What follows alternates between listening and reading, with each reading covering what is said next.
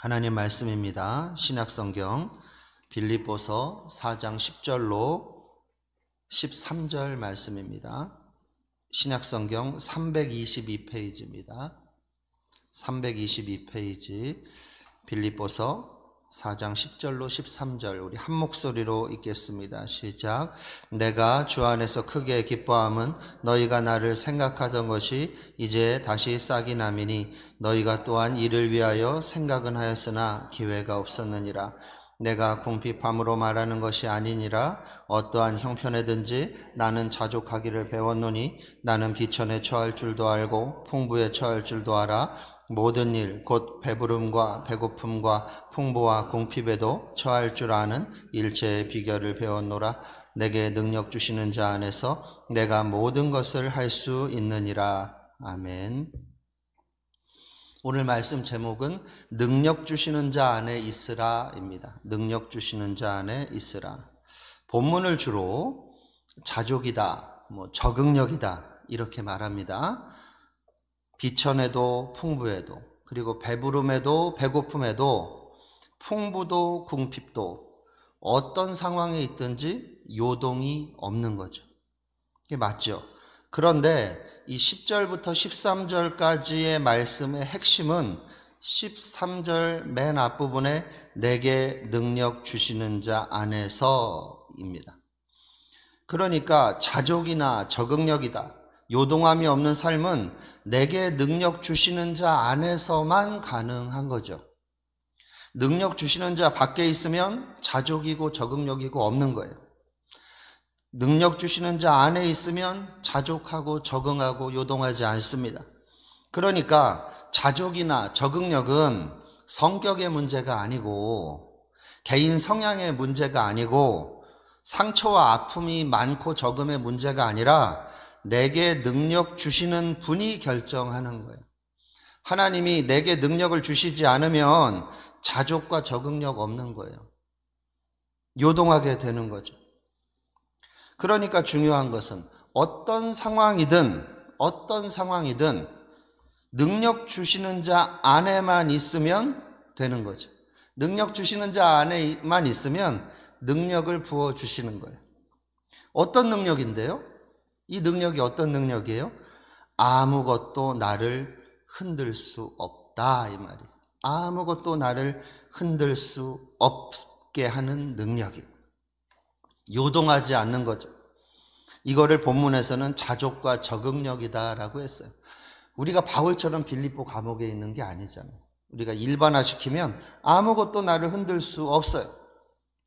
잠시 놀라고 당황스럽고 힘들고 고통스러울 수는 있죠. 그러나 주님 안으로 딱 들어가면, 능력 주시는 자 안으로 들어가면 아무것도 나를 흔들 수 없어요. 요동하지 않습니다.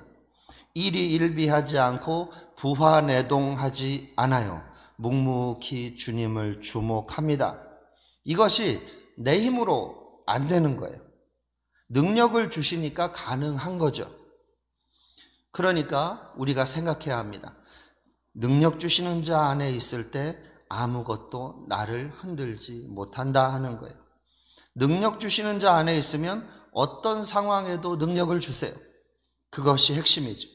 그런데 이 자족함이라는 것은 스스로를 자꾸 위로하고 긍정적으로 생각하는 게 아닙니다. 자꾸 절대 긍정하면서 긍정으로만 생각한다고요. 그렇지 않습니다. 그런 건 하나님 없이도 가능한 거예요. 심리학적으로, 상담학적으로 그냥 가능해요.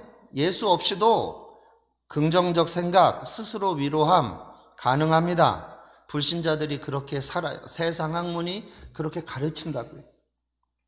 자기 용량을 초과하는 불시험은, 이게 문제예요. 내 용량을 초과하는 불시험이 생긴단 말이에요. 내 신앙적 용량으로는 감당할 수 없어요. 그게 클 수도 있고 작을 수도 있어요.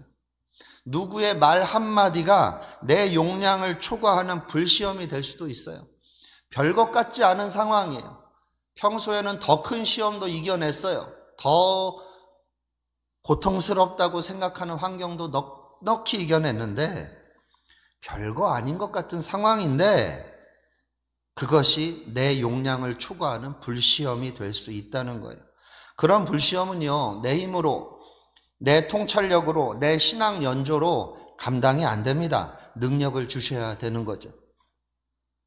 여러분, 예수 믿는 사람들의 특징이 뭡니까? 불신자들이 알 수 있는, 딱 보고 교회에서 예배 드렸구나. 그거 뭘로 알아요? 신앙 고백으로 알아요, 불신자들이? 세상 사람들도 아는 예수 믿는 사람들의 특징은 기쁨이에요, 기쁨. 기뻐하는 것을 보고 교회 다니나 보다 했다고요. 한국교회 전성기에. 기뻐할 수 없는 상황에서도 기뻐하는 거예요. 기쁨이 예수 믿는 사람인지 아닌지를 보여주는 잣대가 되는 거예요. 그래서 예배를 은혜스럽게 드렸느냐 아니냐, 그 공동체의 예배가 살아있느냐 죽었느냐는 예배 후에 아는 거예요. 예배 후에 기쁘고 막자지껄하고 같이 모여있는 게 좋고, 야, 갈 시간이 됐는데 좀 더 있다 가자, 5분만 더 얘기하다 가자, 이런 공동체는 예배 잘 드린 거죠. 그런데 한국교회는 기쁨이 별로 없어졌어요. 기쁨이 많이 사라졌습니다. 오히려 갈등하고 싸웁니다. 어떻게 우리는 기뻐할 수 있습니까? 과거의 그 기쁨을 회복할 수 있냐고요. 10절 상반절에 주 안에서 크게 기뻐함은 이라고 말하잖아요. 10절 상반절에 주 안에서 크게 기뻐함은. 바울이 주 안에서 크게 기뻐해요. 주 안에서 크게 기뻐한다. 주 안에서가 무슨 말입니까? 여기서 말하는 주 안에서가 무슨 말이냐고. 참 성경을 묵상할 때 주 안에서라는 것만큼 쉬운 단어도 없고 주 안에서만큼 어려운 단어도 없는 거예요. 주 안에서란 하나님을 바라보는 눈이 열렸다는 거예요. 여러 가지로 해석할 수 있어요. 그러나 하나님 바라보는 눈이 열린 거죠. 어제는 하나님 바라볼 수 있으나 오늘은 하나님 바라보는 것을 실패할 수 있는 거예요. 한번 하나님 바라보는 눈이 열렸다고 평생 그렇게 살 수 있는 게 아니에요. 순간순간의 싸움이고 매일매일의 싸움입니다. 내가 주 안에 있느냐? 하나님 바라보는 눈이 열린 거예요. 능력 주시는 자 안에 있으니까 하나님 바라보는 눈이 열리는 거죠. 더 정확한 표현은 능력 주시는 자 안에 있다는 것은 하나님 바라보는 눈이 열렸다 하는 거예요. 같은 말인 거예요. 어떤 하나님을 바라보는 눈이 열릴까요? 내게 능력 주시는 자 안에서 내가 모든 것을 할 수 있다, 내가 주 안에서 크게 기뻐한다 하는 것은 어떤 하나님에 대한 눈이 열렸다는 거예요? 내 삶에 새 일을 행하시는 하나님을 바라보는 눈이 열린 거죠. 내 삶에 어제 행하셨던 그 하나님이 아니고 작년에 행하셨던 그 하나님이 아니라 오늘도 새 일을 행하실 그 하나님을 바라보는 눈이 열리는 거예요. 매일매일 오늘도 매일매일 새로운 일을 행하시는 하나님 바라보는 눈이 열린 거죠. 그래서 빌립보 감옥 안에서도 바울은 기뻐할 수 있어요. 어제가 다르고 오늘이 다른 거예요. 하나님이 그렇게 만나주시는 거죠, 사도 바울을. 그래서 바울이 바울 되는 것은 바로 여기에 능력이 있었던 거예요. 바울이 재주가 뛰어나서가 아니고 학문이 비범해서가 아니라 매일매일 내 삶에 새 일을 행하시는 하나님 바라보는 눈이 매일 아침마다 열린 거예요. 무릎 꿇을 때마다 열리는 거예요. 왜요? 하나님 외에는 집중할 대상이 없거든요. 지금 감옥이라. 면회가 오는 것도 아니에요. 요즘 말로 뭐 사식이 잘 들어오는 것도 아니고 기뻐할 게 하나님 외에는 없어요. 그러니까 매일의 삶에 새 일을 행하시는 그 하나님을 만나게 되죠. 그래서 기뻐할 수 있었습니다. 그런데 여러분, 기뻐한다는 말, 이 네 글자 기뻐한다의 원문은 에크하렌이라는 뜻이 에크하렌. 이 에크하렌은 수동태입니다. 수동태. 이게 어떻게 수동태가 됩니까? 원문에서는 수동태로 나와요. 기뻐함을 당한다 뭐 이겁니까? 우리 그런 표현 안 쓰잖아요. 기뻐한다, 에크하렌은 수동태입니다. 기뻐한다가 어떻게 수동태일 수 있죠? 간단해요. 사도 바울이 에크아렌 수동태로 쓴 말은 이유는 간단합니다. 기쁨이 내 거가 아니에요. 내 속에서 내가 만들어낸 게 아니고 하나님이 하늘로부터 부어주셨기 때문에 에크아렌, 기뻐하다, 수동태로 쓴 거예요. 하나님이 기쁨을 부어주신 거예요. 현실을 보면 기쁨이 없어요. 자신을 보면 기쁨이 없다고요. 환경을 보면 심지어 동역자들을 봐도 기쁨이 없어요.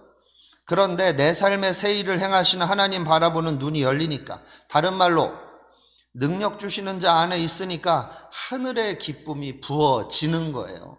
내가 거부해도 주어지는 것이 기쁨이에요. 기뻐하기 싫어도 기뻐할 수밖에 없어요. 부어주는 걸 어떻게 해요?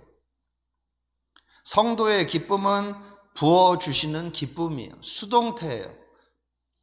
내가 만들어내는 기쁨이 아닙니다. 땅의 기쁨이 아니고 세상의 기쁨이 아닙니다. 어떤 조건이나 환경, 상황에서 나오는 기쁨이 아니라고요. 기뻐할 수 없는데도 기쁨이 부어지니 기뻐하는 거예요. 결론적으로 우리는 무엇을 기도해야 합니까? 우리는 무엇을 기도해야 하죠? 오늘 하루 무엇을 기도해야 하겠습니까? 오늘 본문을 통해서 발견하게 되는 기도 제목은 이거예요. 오늘도 내 삶에 새 일을 행하시는 그 하나님 바라보는 눈을 열어 주시옵소서. 오늘도 능력 주시는 자 안에 있게 하여 주시옵소서. 능력 주시는 자 밖에서 자꾸 고군분투할 때가 많아요.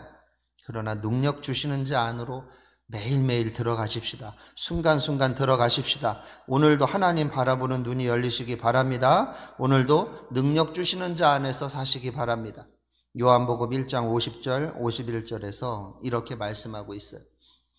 예수께서 대답하여 이르시되 내가 너를 무화과나무 아래서 보았다 함으로 믿느냐? 이보다 더 큰 일을 보리라. 또 이르시되 진실로 진실로 너희에게 이르노니 하늘이 열리고 하나님의 사자들이 인자 위에 오르락 내리락 하는 것을 보리라 하시니라. 영안이 열릴 거예요. 영안이 열리면 하나님이 배후에서 어떻게 역사하는지가 깨달아지는 거예요. 내가 깨닫는 게 아니에요. 내가 파헤쳐내고 내가 연구하는 게 아니라 하나님께서 깨우쳐 주세요. 아, 하나님이 지금 내 삶 가운데 이렇게 역사하시는구나. 나를 이렇게 끌어가시는구나. 아무도 몰라요. 나하고 하나님만 알아요. 목사님도 모르고 목자도 모르고 아무도 모릅니다. 남편도 몰라, 아내도 몰라요. 그러나 나와 하나님만 아는 거예요. 그래서 기뻐해요. 기도하다가 껄껄껄껄 웃는 사람도 있잖아요. 뭐가 좋아서 울어요. 그렇게 웃어요? 어떤 분은 기도하다가 껄껄껄껄 웃어요. 왜요? 내 삶 가운데 행하시는 그 새 일을 발견했거든요. 하나님이 기쁨을 부어주시니까요. 여러분, 하나님이 도와주십니다. 고민하시는 만큼 기도하십시다. 하나님이 어루만져 주십니다. 아파하시는 만큼 기도하십시다. 이런 은혜가 있으시길 바랍니다. 기도하겠습니다. 하나님 아버지, 오늘도 하나님 앞에서 살게 하여 주시옵소서. 오늘도 하나님 앞에서 잘 살았다고 칭찬받는 하루 되게 하여 주시옵소서. 이제는 우리 주 예수 그리스도의 무한하신 은혜와 아버지 하나님의 영원하신 사랑과 성령 하나님의 역사하시고 교통하시고 위로하시는 은혜가 내게 능력 주시는 자 안에서 살아가기를 간절히 소원하는 모든 하나님의 백성들 위에 넘치도록 함께 있을지어다. 아멘.